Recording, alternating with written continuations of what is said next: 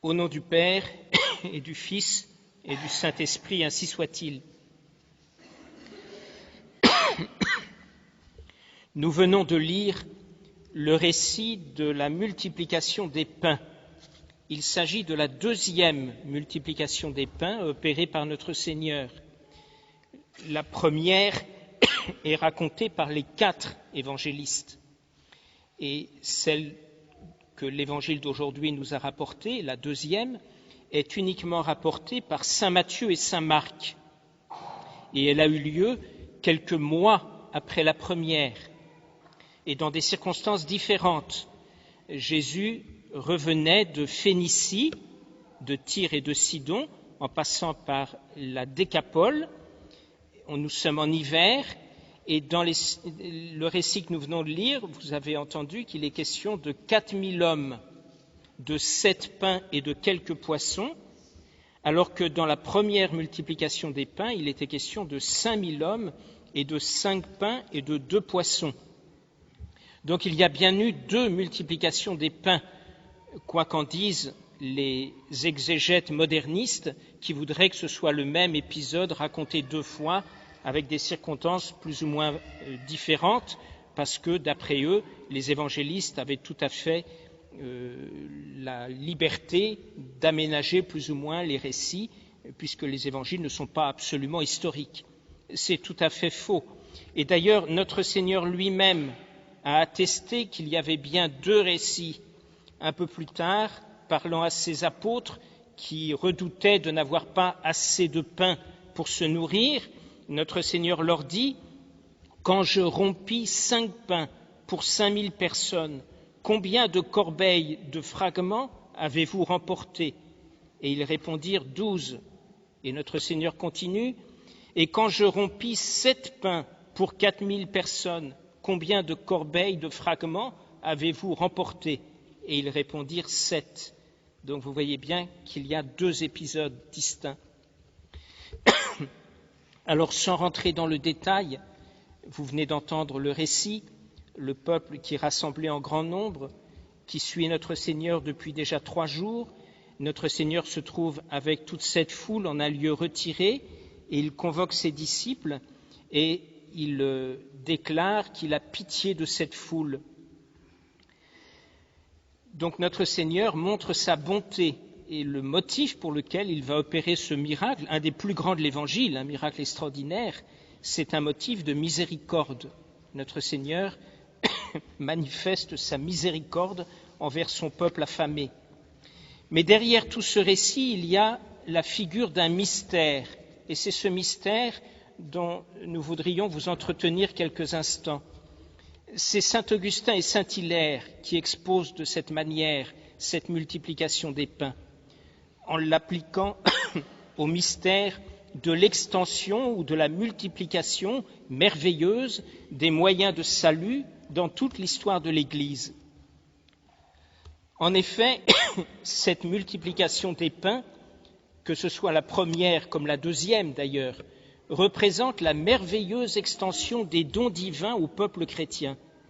La différence est celle-ci, d'après saint Augustin et saint Hilaire toujours, la première multiplication, disent-ils, évoquait l'extension des moyens de salut au peuple juif par le ministère des prophètes, tandis que la deuxième multiplication veut signifier l'extension ou la multiplication des grâces divines aux gentils, c'est-à-dire aux païens, par le ministère de l'Église cette fois.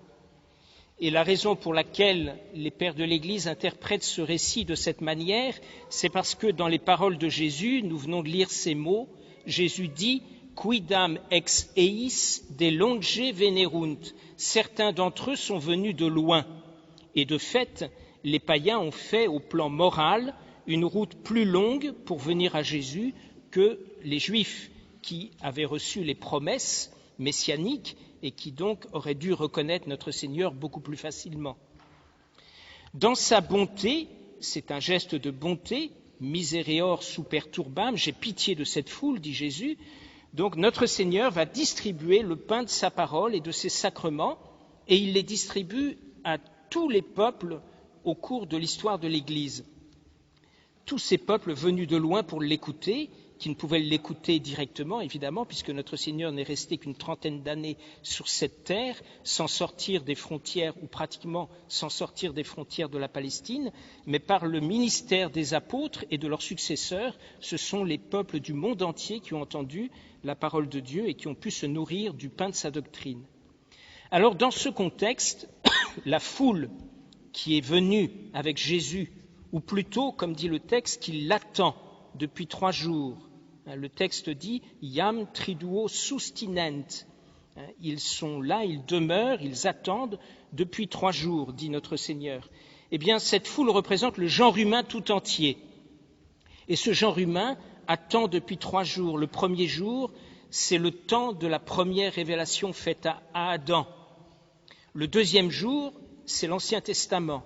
C'est la révélation faite aux Juifs, l'Ancienne Alliance, le temps de la loi de Moïse.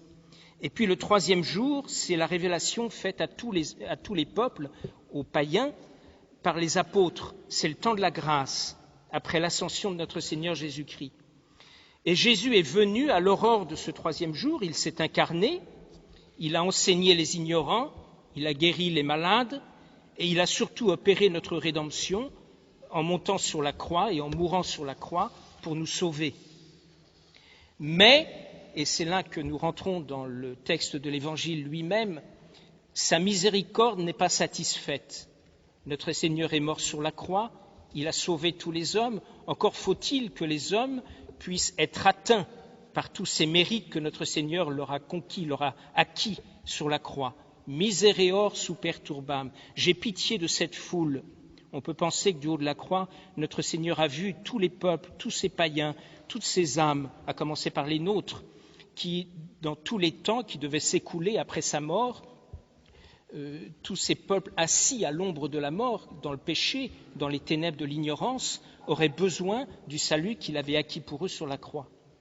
Alors notre Seigneur convoque ses disciples et il les interroge pour leur dire justement qu'il a pitié de cette foule et leur demander comment pouvoir nourrir cette foule. Dans ces mots, on peut voir l'institution de la Sainte Église. Sous la conduite de l'Esprit Saint, les ministres de notre Seigneur vont dispenser aux âmes les grâces et les dons que notre Seigneur multiplie au fil des siècles, au fil du temps. Notre Seigneur dit « Je ne veux pas les renvoyer à jeun dans leur maison, de peur qu'ils ne défaillent en route, car beaucoup sont venus de loin. » Cette maison où chacun d'entre nous doit aller, où cette foule doit retourner, c'est le ciel. Nous sommes venus de Dieu, nous avons été créés par Dieu et nous devons retourner à Dieu. Notre maison, c'est le ciel, c'est notre vraie patrie, ce n'est pas du tout cette terre. Et la longue route à parcourir pour rejoindre le ciel, c'est notre vie humaine, pénible et pleine de dangers à beaucoup d'égards. Et chacun d'entre nous devons parcourir cette route. Et pour pouvoir la parcourir, justement, il faut des grâces de soutien. Il faut que la miséricorde de Dieu nous accompagne. Et c'est ce que symbolisent précisément les 7 pains et les petits poissons que notre Seigneur va multiplier. Ce sont tous ces secours, toutes ces grâces sans lesquelles nous défaillerions, excusez-moi, j'arrive pas à le dire, on tomberait, on défaillerait, voilà, en chemin. Donc c'est pour nous éviter cette défaillance que notre Seigneur va multiplier ces pains et qu'il va les donner par les mains de ses apôtres et de tous leurs successeurs. Alors Jésus interroge ses disciples et les disciples avouent leur impuissance. Là aussi c'est intéressant d'appliquer ces quelques mots, notamment à la situation que nous vivons aujourd'hui. Les apôtres, à la question de notre Seigneur, répondent ainsi: comment quelqu'un pourrait-il rassasier cette foule ici dans le désert? Comment faire? Alors, cette question peut-être un peu nous étonner. Quand on replace dans le contexte, les apôtres avaient vu quelques mois auparavant, donc ils devaient bien en garder le souvenir, un miracle équivalent. La première multiplication des pains, notre Seigneur, devant ces mêmes apôtres, avait multiplié les pains pour nourrir 5000 personnes. Et il semble que les apôtres ont tout oublié. qu'ils ne se souviennent plus. Et il pose donc cette question, comment quelqu'un pourrait-il rassasier cette foule ici dans le désert? Cela nous montre que les hommes, par eux-mêmes, sont démunis. Ce n'est pas par nos moyens humains que nous pouvons nous sauver, ni nous protéger du monde, du démon ou même de nous-mêmes. Nous sommes dans un désert. Ce désert, le texte dit un lieu solitaire, c'est le symbole précisément du monde dans lequel nous nous trouvons. Ce monde est comme un désert triste et aride. C'est sûr, nous le savons bien par expérience, il y a beaucoup de peines, de tracas, de soucis dans le monde. Alors désert ici, c'est à prendre dans un sens figuré, évidemment. Le désert dont parlent ici les apôtres, on est au bord du lac de Galilée, ce n'est pas un véritable désert, mais c'est un lieu retiré, loin de toute habitation, un lieu isolé. Alors qui pourra donner du pain à cette foule ainsi éloignée de toute habitation? Où trouver ce pain? On pourrait appliquer ces paroles des apôtres à ce que nous vivons aujourd'hui.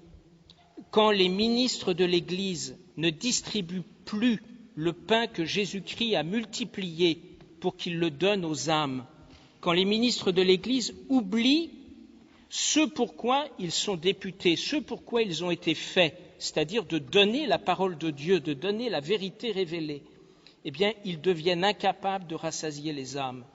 Et les âmes restent affamées.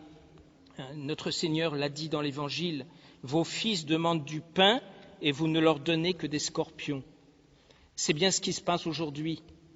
On voit de plus en plus les responsables, les autorités romaines, les responsables de l'Église conciliaire s'appuyer sur des moyens humains et s'égarer dans des enseignements frelatés, dans des enseignements qui ne sont plus les enseignements que notre Seigneur veut que l'Église donne aux âmes. Vous le savez, vous l'avez entendu sans doute, c'est un fait tout récent. Le pape vient de publier une encyclique dans laquelle il se fait le promoteur du mondialisme et où il défend l'écologie. Où nous trouvons-nous? Quand on y réfléchit, c'est incroyable. Tout ça en s'appuyant sur des textes de Teilhard de Chardin ou d'autres références encore plus sulfureuses que celle-là d'ailleurs. L'Église n'est pas, l'Église, quand je dis l'Église, c'est évidemment pas l'Église qui parle ainsi. Les hommes d'Église ne sont pas les promoteurs du mondialisme ou de l'écologie. On n'est pas là pour prêcher contre le réchauffement climatique. En plus, tout le monde le sait bien, ce sont des lieux communs qui en fait ne sont que l'écho d'un certain nombre de doctrines qui sont des doctrines plus ou moins sulfureuses. Alors, il faut donc que les apôtres se fassent vraiment l'écho de la parole de notre Seigneur et distribuent le pain que notre Seigneur multiplie, et non pas quelque autre nourriture que ce soit. L'Église possède en effet 7 pains. Notre Seigneur demande à ses apôtres « Combien de pains possédez-vous » Et les apôtres répondent « 7 ». Alors évidemment, il faut comprendre que notre Seigneur, en faisant son miracle, a réellement multiplié 7 pains. C'est un fait historique. Le chiffre n'est pas inventé. Mais derrière ce chiffre, il y a aussi un symbole. Vous savez que 7 est un chiffre symbolique qui symbolise la plénitude.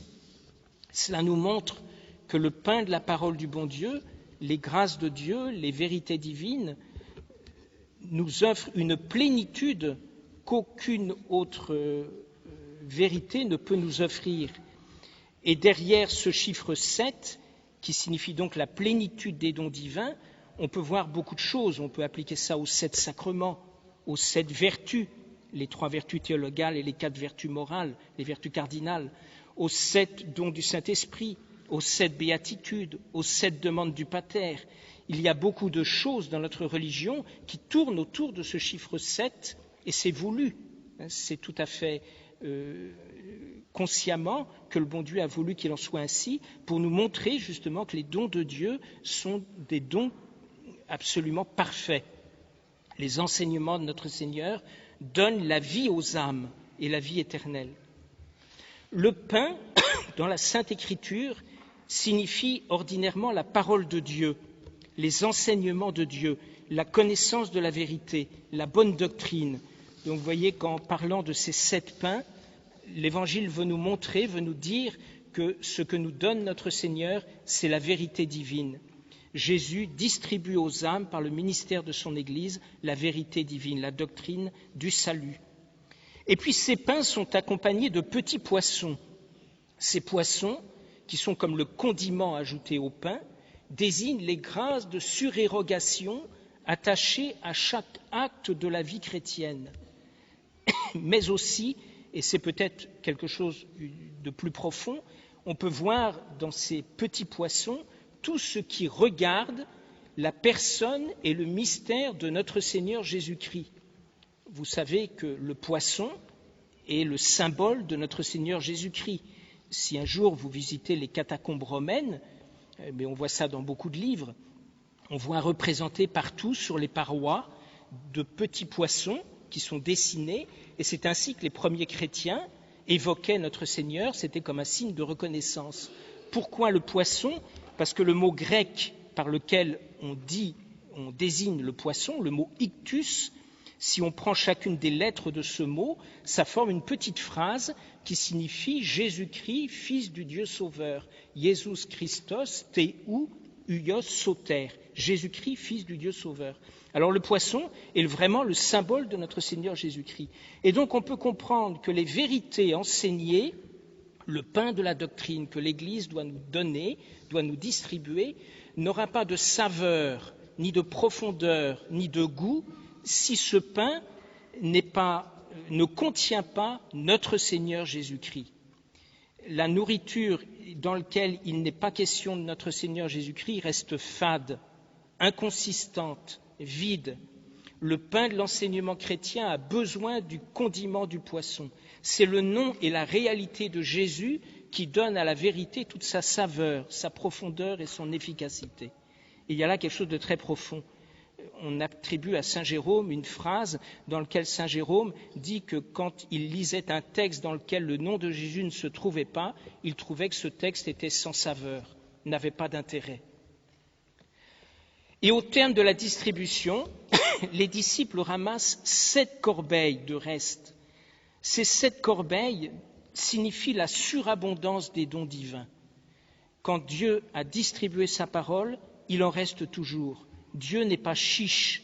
Il multiplie vraiment pour nous les dons de sa miséricorde, au point qu'il ne nous est pas possible de tout inventorier, de tout connaître, de tout retenir.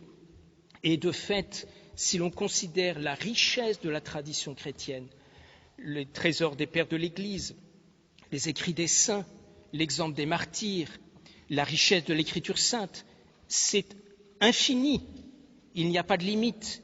Les plus simples comme les plus savants y trouvent leur compte. Et on n'a jamais terminé d'inventorier ou d'épuiser les richesses de ces textes. Il y a toujours des restes. Et là aussi, il y a quelque chose qui est très profond. Alors enfin, pour profiter de tous les enseignements délivrés par ce miracle et le mystère qui y est comme caché, il faut considérer aussi, pour terminer, ce qui est dit des 4000 hommes. C'est la dernière phrase de notre évangile. Il y avait là 4000 hommes qui ont profité de ce miracle. 4000 hommes qui ont bénéficié de cette multiplication merveilleuse. Eh bien, ces hommes, c'est nous. C'est donc toute cette foule qui, au fil des siècles, a bénéficié des enseignements de notre Seigneur Jésus-Christ par le truchement de son Église. Pourquoi 4000 ? Là encore, le chiffre est réel.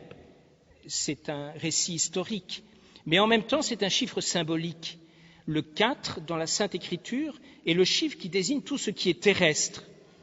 Et de fait, nous sommes ici-bas dans un statut terrestre. Nous ne sommes pas encore au ciel. Le ciel, c'est pour plus tard. Mais tant que nous sommes ici-bas, nous sommes sur cette terre, soumis à bien des vicissitudes, des difficultés, des tentations. Et donc, nous avons besoin justement de cette nourriture. Il ne faut pas rester à jeun de la nourriture divine, sans quoi nous allons défaillir. Et ce qui est intéressant, c'est de voir que dans le texte, il y a un certain nombre de conditions qui sont suggérées pour que nous comprenions tout ce qui est nécessaire pour bénéficier vraiment de la multiplication des pains que Jésus opère pour nous. Quelles sont ces conditions ? D'abord, il y a le petit mot « sustinent ». voyez que cette foule a demeuré, elle est restée un certain temps, elle a attendu pendant 3 jours, sans s'inquiéter, voulant écouter la parole du bon Dieu. Tout cela indique la persévérance. Si nous ne sommes pas persévérants, nous ne pourrons jamais goûter vraiment les vérités du bon Dieu, les vérités de l'Évangile. La doctrine catholique, pour pouvoir vraiment profiter à nos âmes, nécessite de notre part une grande persévérance. Il ne faut pas se décourager dès le premier jour parce que nous n'avons pas compris tel texte d'évangile, parce que la prière est difficile, parce qu'il y a des épreuves, parce qu'il y a des tentations. Il faut persévérer, il faut attendre. Ensuite, nous voyons que toute cette foule a suivi Jésus dans ce désert.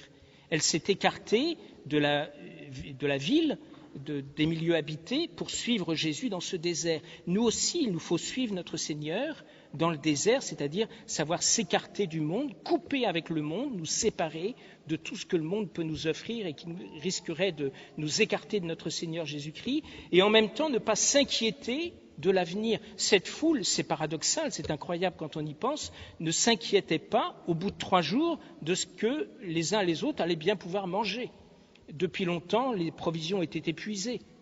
Et pourtant, cette foule restait confiante, dans un abandon total, se remettant entre les mains de notre Seigneur, ne désirant qu'une chose, c'était d'écouter sa parole, ne s'inquiétant pas du reste. Il y a là une belle attitude d'âme qui, pour nous, est pleine de leçons. Évidemment, cette foule, le texte ne le dit pas, mais on le devine, elle avait faim de la parole de Dieu. C'est pour ça qu'elle était là, pour écouter notre Seigneur. Et puis enfin, pour recevoir les pains, Jésus les fait asseoir, et il les fait asseoir par terre, c'est ce que dit le texte. Et cela symbolise l'humilité. Pour recevoir la parole du bon Dieu et pouvoir bien en profiter, nos cœurs doivent être humbles, doivent être dans cette disposition d'âme essentielle.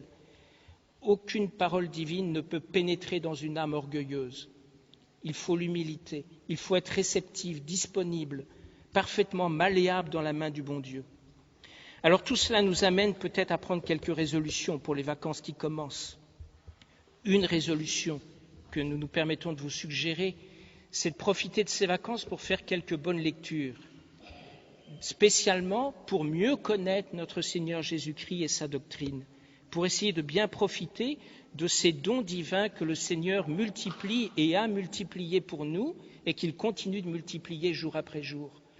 Les livres ne manquent pas qui nous rapportent la vie de Jésus et des commentaires sur tous ces mystères extraordinaires, les commentaires d'évangile, il y en a beaucoup. Par exemple, vous pouvez lire ou relire Don Marmion, Le Christ dans ses mystères. C'est un très beau livre. Il existe d'ailleurs non seulement en format papier, mais il a été enregistré. C'est un livre que vous pouvez trouver sur notre table de presse. Tout le livre est enregistré par quelqu'un qui le lit et c'est très audible, on entend très bien.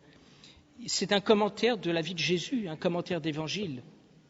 Ou encore, vous avez le beau commentaire de Ludolphe le Chartreux, la grande vie de Jésus-Christ de Ludolphe le Chartreux. Il y a quelques années, les éditions Clovis ont édité de grands extraits de cette vie dans lequel cet abbé Chartreux fait un commentaire qui reprend le meilleur des pères de l'Église. C'est un petit trésor. Vous avez aussi les commentaires d'évangile de Don de Latte, ou tout simplement l'évangile, de lire chaque jour une page d'évangile. Ce sont des choses dont nos âmes ont besoin. Alors nous demanderons pendant ces vacances, à l'aube de ces vacances, au bon Dieu et à Notre-Dame de nous faire prendre cette bonne résolution de passer de vraies vacances chrétiennes et de profiter du temps qui nous est donné, des loisirs qui nous sont donnés pour nourrir nos âmes et pour lire un petit peu de belles choses sur ces textes d'évangile, sur tous ces beaux récits que l'Église nous propose, de telle manière que nous sortions de là davantage nourris. C'est ce que nous demandons dans l'oraison de la messe d'aujourd'hui. Cette oraison s'exprime ainsi. C'est les derniers mots de l'oraison. Que sunt bona nutrias, ac pietatis studio, que sunt nutrita custodias. Que vous nous nourrissiez de bonnes choses. On demande ça au bon Dieu. Que le bon Dieu nous nourrisse de bonnes choses. C'est exactement ce que nous avons dit. Et que par le soin de votre bonté, continue l'oraison, ce dont vous nous aurez nourris, vous nous le conserviez. Il faut que non seulement nous nous nourrissions, que nous mangions de ce pain merveilleux que le bon Dieu a multiplié pour nous, mais encore que par la grâce de Dieu, nous conservions tout ce que nous aurons ainsi mangé, ce pain de la doctrine chrétienne dont le bon Dieu nous aura nourris. Au nom du Père et du Fils et du Saint-Esprit, ainsi soit-il.